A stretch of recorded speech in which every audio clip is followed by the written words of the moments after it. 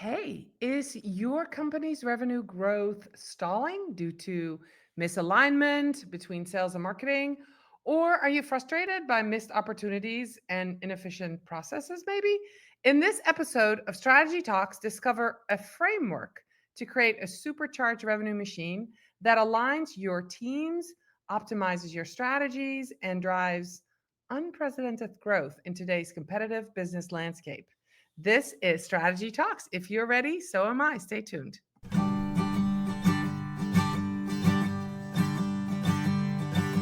Let's strategize together. Let's hear it from an expert. Join the conversation, it's informative and free. You and me, let's talk some strategy.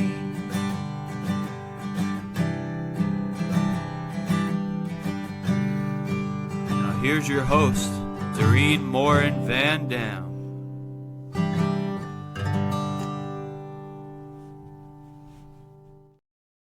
Hello, everybody. Welcome back to another episode of Strategy Talks. I'm always so happy to be here with you on Tuesday mornings. Thank you so much to those of you who are tuning in live right now on Facebook, on LinkedIn, or on YouTube. And I want to welcome those of you who listen to Strategy Talks as a podcast. We are in season 4. We are talking to strategic thinkers this year. And I'm very excited to bring onto the stage with me right now my friend Lee. How are you today, Lee? Hey, Doreen. Thanks for having me. Doing great.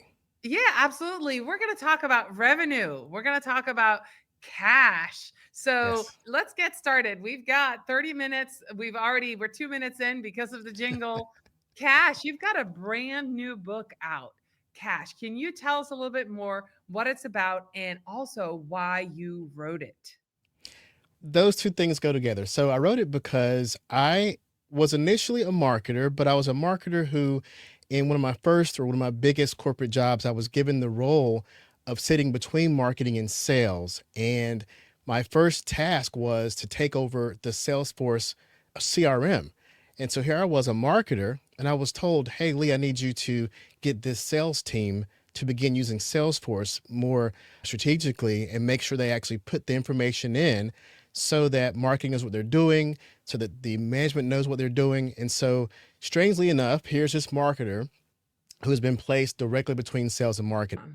So, Lee, when we talk about businesses that may or may not have a revenue team, how can sales and marketing and revenue, how can we bridge that gap? Because that's really what your book's about. How can we start that communication and why is it so necessary? You'll find today in most organizations, they have the idea of a revenue team. They may even have a chief revenue officer, but they haven't made the maturity leap to make sure that each team recognizes that. And we still work in silos. Sales works towards sales goals, marketing works towards marketing goals. And there isn't this sense of we have two different skill sets of the same team, the same revenue team. And that means that the problem is that the KPIs are split into two different teams, the goals are split, they don't communicate as to what they need. And so those four gaps between communication, alignment, systems, and honesty are the places where we look to try to fix those separated silos and bring them together. So my goal in writing the book was to point out the places that if you're in marketing, here are the things that you need to do to bridge the gap with sales. And if you're in sales, here's what you can do to bridge the gap with marketing and increase the value of your role in the business by understanding the other roles of the other teams. And then as a leader of these two organizations or these two segments of sales and marketing, if you understand thoroughly how these two skill sets work, then you can bring them together just like a sports team, offense and defense. The defense doesn't win a game by itself. The offense doesn't win a game by itself. And that's how we operate sometimes in our organizations, as if one can be successful without the other. It doesn't work that way. So the leaders can now, hopefully through this book, understand how to speak the language of both of these teams and bring them together to form one revenue team. That's great because that was going to be my question, right? I'm a freelance marketer. I join existing teams of marketers when they need help with content or strategy. And people go, that's not my responsibility, or I don't know about that. I've actually been in a situation where we were not told the business goals. So Mm, we were just told, here, this is your social media goal. We didn't even know what their sales goals were. And so we were going blind. We were driving blind. You saying marketing needs to get with sales, needs to get with marketing, and leaders need to make sure everybody is aligned, I think is a really good message for anybody out there. Don't think, hey, it's not my problem. Your job is going to be easier if you know what other people are doing, and your yes, results are going to be better if you know what goal you should attain. So absolutely. ultimately, we want leaders to step up and connect marketing and sales. But if that's not happening, say you're a marketer and you're listening to Lee talk about the book Cash, and you buy the book Cash and you read it and you're like, darn, this is what's wrong in my organization. How does somebody on the marketing team start out? I'm looking for practical. I know it's probably in the Yeah. book. What's a practical way to start that conversation and say, hello, I think we need to communicate? I'm glad you asked that question because the book is very practical. I give lots of specific steps to say, if you're a salesperson, do this. If you're a marketing person, do this. And the first section is communication of the acronym CASH, cash.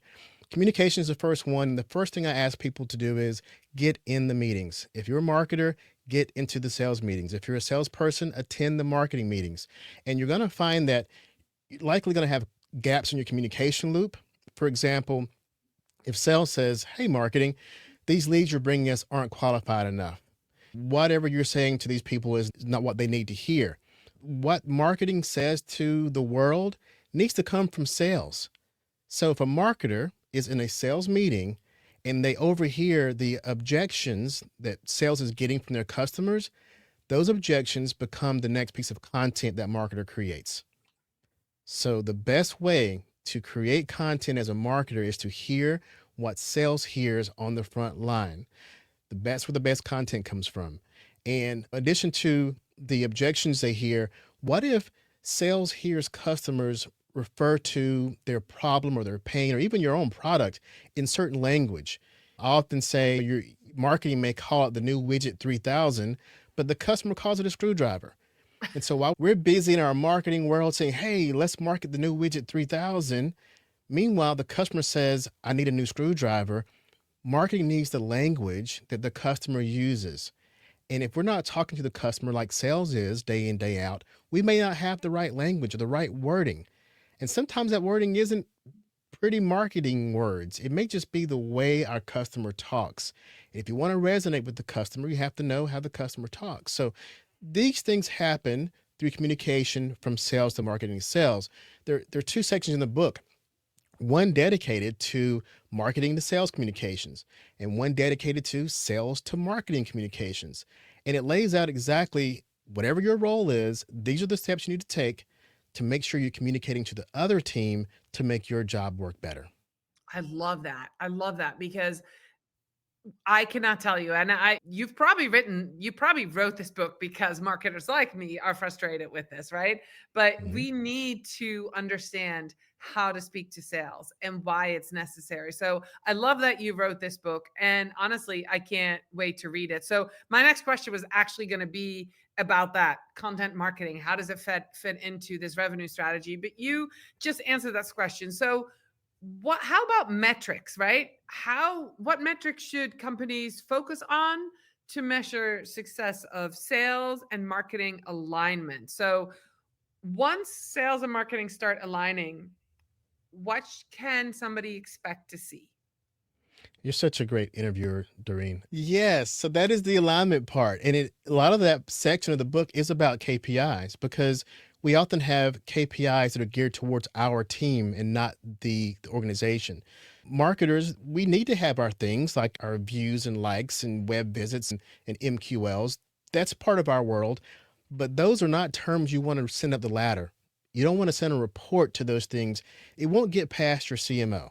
And if your CMO is smart, they'll find out, they'll make marketing, give me some deeper analytics beyond marketing speak, right? So you want to get into, in fact, here's one tactic. If you're in marketing, look at the sales reports. Look at the sales reports and figure out how can you inject marketing influence into that sales report. So two things will happen. One, you'll be able to say, wait a minute, the thing we did over here affects that number in the sales report. Let's see if we can add that column or graph into the sales report.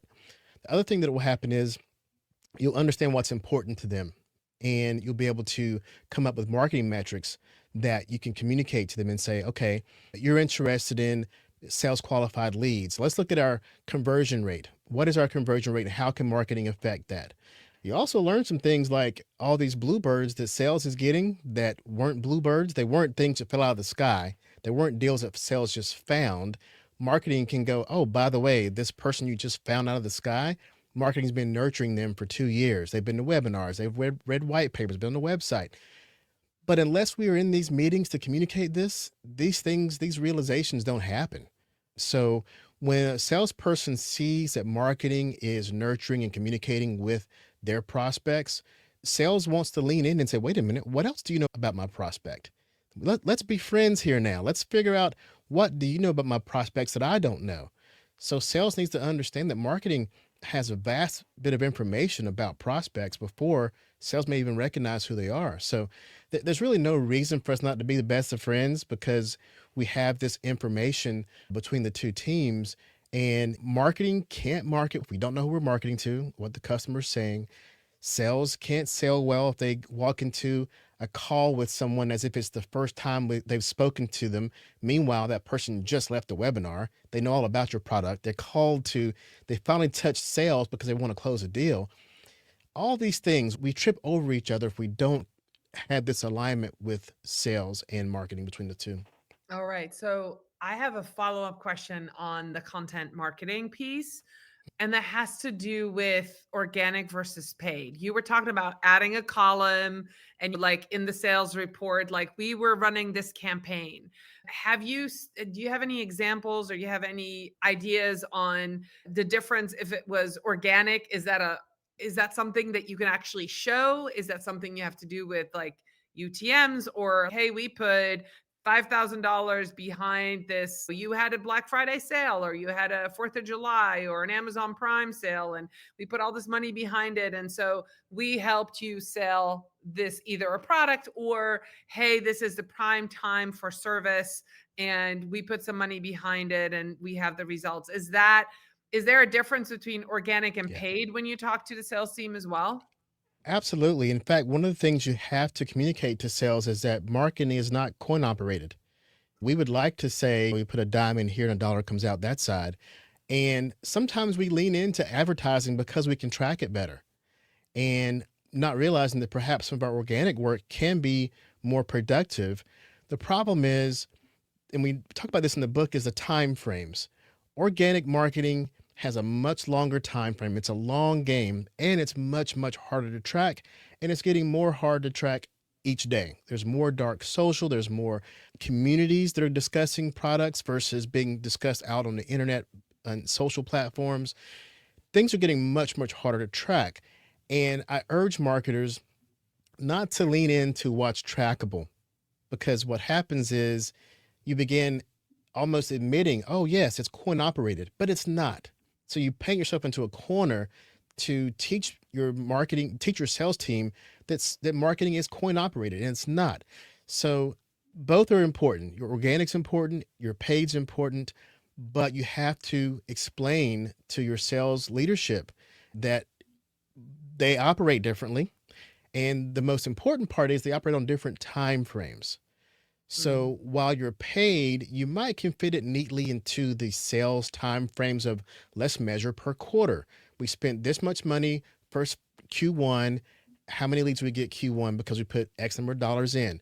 That's very easy to measure because you know what you spent, where you spent it. You can track the clicks back to the website. All that stuff's traditional, but it's only a portion of what marketing does, and it's only a portion of your success. So I urge marketers not to lean too heavy on that, because you're going to shoot yourself in the foot by saying that's what marketing is. That's only a portion of it. And at the same time, there's a time frame. Sales has very defined measurement time frames: quarters, halves, years. But organic marketing could take twice as much time to show up as a result. For sure. And we have to do more asking of our customers. This is something you have to ask sales to do too. How did you find us? Mhm. Because the digital footprints are fading away. It's like footprints in the sand by the ocean. They're fading away really quickly. And so we have to ask customers, how did you find us? Just last week, I had a client who told us, we're having a conversation on the sales call. And I said, how did you find us, by the way? Oh, I Googled you. And then she says, yeah, when I Googled you through Chat GPT, Googled, I said, whoa, pause. I love that. Yeah, she was using Google as a verb, lowercase g, as a verb of searching. And so, had we not had a longer conversation, we would have stopped at they Googled us. Now, we've also had people say they Googled us and they found us through the first result, which means it was a paid because that particular term we didn't show up as the first result. So, even when asking customers, we just covered paid, top result. Organic, Google could have been a second result. And third, the Google wasn't even Google at all. It was ChatGPT. We have to involve sales in asking these questions as well. But to answer your question about organic versus paid, we have to measure them differently. We have Yeah. to recognize that it's always changing. And most importantly, marketers do not give a perception to sales and their leaders that it's coin operated, because it's not. All right, great. And one more little caveat on the side about content marketing. How about involving your salespeople in the marketing? How about getting them on video or getting them on skits or getting them to help Absolutely. you write something? Is that a good idea? Absolutely. And so I have to mention, I have a content marketing agency. And the first thing the agency did when it launched in 2017 was I was a marketing director and I needed video content. And I sat down our sales team and interviewed them, and very unstructured, because I wanted to hear what they would say to their customers. I wanted to hear what they heard from the customers. I want to hear those objections, excuse me, that they said that they heard from the customers. And we captured the most wonderful conversations from the sales team.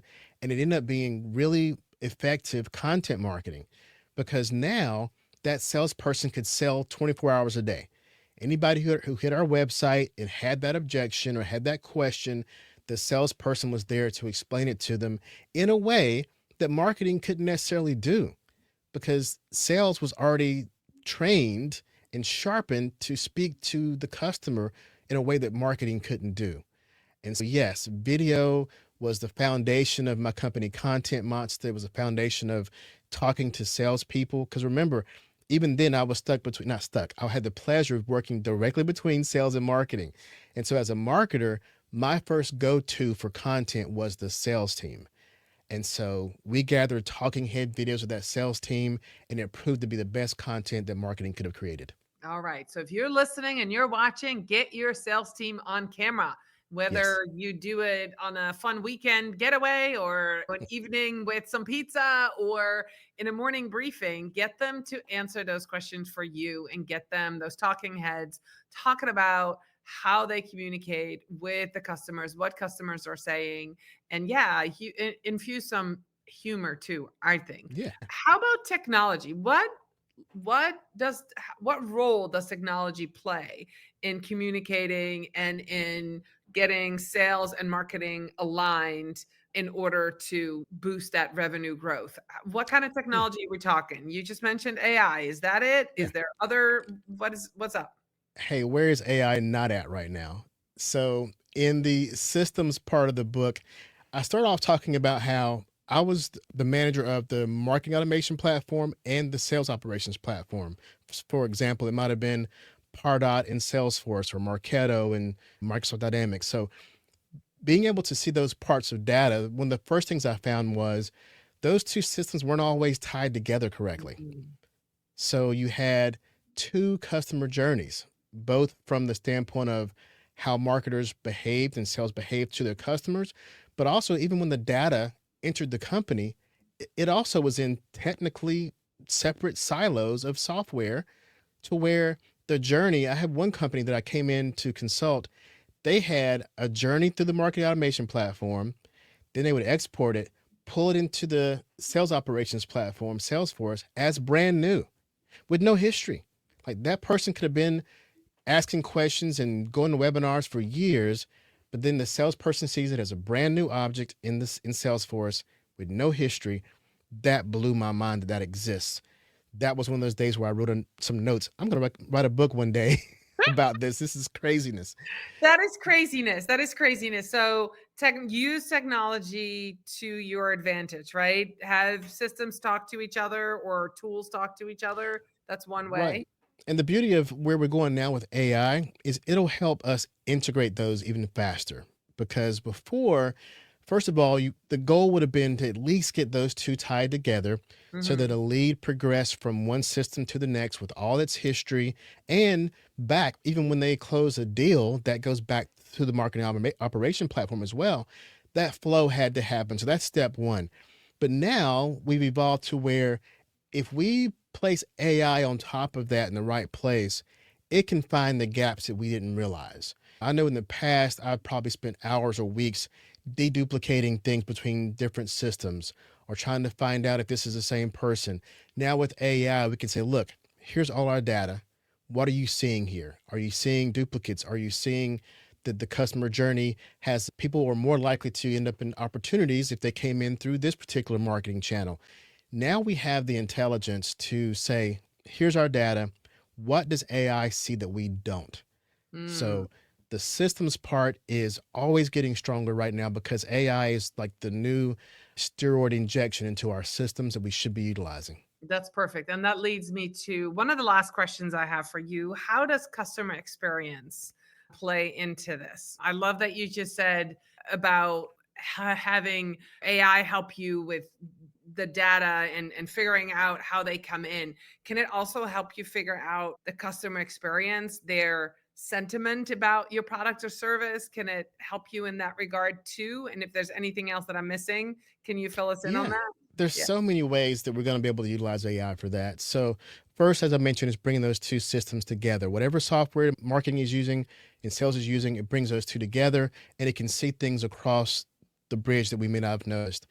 Also, we can task AI with understanding the customer journey.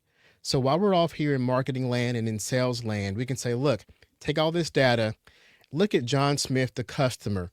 What is their journey like?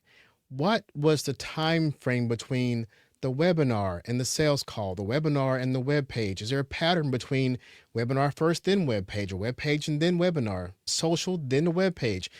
Find these patterns and see if you can find out if there's a pattern that's dominant that leads to a deal on the back end. And then once we get them through this virtual funnel, even though it's very messy nowadays to call it a funnel, but once they get to they've already purchased and they're in the loyalty stage or the delight stage, now we can use AI to say, what have we learned about this person? We see their whole journey. We can go out and find out more about this person. Maybe we can find some psychographics to go along with the demographics we've already collected about this person. And then we can say, okay, what will it take to delight this person? And it may be going back as far as their first time they came to your website. Suppose they visited the website for the first time and the webinar was how to fix XYZ problem. Now, you know what? They came to us with this particular problem. Now, despite what they bought from us, despite what else they did along the journey, AI can say, they came to us with this problem. Let's make sure they're still delighted now with that, right? Sure. We've solved that problem. And then maybe not only delight them by keeping that problem solved, find out what else we can solve and go back to them and sell them more based on what we understand about them now. So, yes, the customer journey is only getting better if once we understand that there's only one customer journey and we also have technology to enhance that journey. All right. So we're going to wrap up, but I want to see if you see any emerging trends in revenue strategy. And you just wrote this book, and people are finally getting down to let's connect marketing, sales. You're going to advocate for that. Is there anything else that we need to look for that's coming up in this area? I know just even 5 years ago, I never even heard of a chief revenue officer, and now they are out there. Definitely, that's a trend. That's something people are starting to talk about money and connecting that. And 2024, every conference I went to, I heard people talk about silos. Let's get out of the silos. I don't know if anybody knew how to get out of them, but you wrote the book, so that's Yes. good. But I kept hearing about the silos. What do you see coming up? And then also, once you've answered that question, let us know where we can learn more about your book.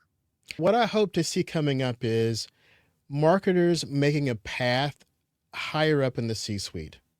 And that means that because right now the CMO is about as high as you're going to get. The CMO doesn't go far beyond that. You don't see many CEOs who were coming through the marketing pathway. So if marketers become more in tune to sales, they have a route to a CRO, and the CRO has then the path up the executive ladder. And for the sales members as well, they'll be much better salespeople when it comes to understanding marketing, which leads to the customer journey. So that's what I see trending. I see people who understand both sides of the coin better so they can do better at their jobs. They can avoid getting eliminated by AI. And marketers can have a longer tenure because they're not just talking about follows and likes, they're talking about revenue. And so the trend I hope to see is more revenue teams with different skill sets that span sales and marketing. That's awesome. All right. So I'm going to put a banner up on the screen for those of you who are watching. If you're listening to this episode of Strategy Talks, the banner says aleejudge.com. That is where you can find the book Cash.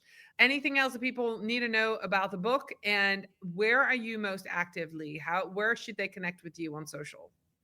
Thanks for putting up the web address. Yes, it's aleejudge.com. I also should mention, I know you didn't put it up, but there's also an assessment test that I give when I go out and speak that allows people to look and see how well is their team doing in terms of working together as a revenue team. And it's easy to remember the URL. It's takethecashtest.com. So Okay. takethecashtest.com. And there you can go and take an assessment to see how well your sales and marketing teams really are working together and if you need more work. So in terms of where I hang out, LinkedIn is my favorite place to hang out. It's my favorite social platform. So please connect with me there on LinkedIn. It's also A. Lee Judge. And I look forward to talking with you. And maybe if you read the book, I'd love to field your questions and talk about it more. So look forward to meeting you all. That's amazing. And yes, I will make sure I have the link and put it in the show notes to that assessment. So if you're listening to this or watching this, it'll be in the show notes. We'll add that there so you can take this assessment and see how your team is doing too. Lee, I want to thank you for being my guest today. I want to thank all of you for staying to the end. If you're here at the end listening to Strategy Talks as a podcast, I appreciate you so much.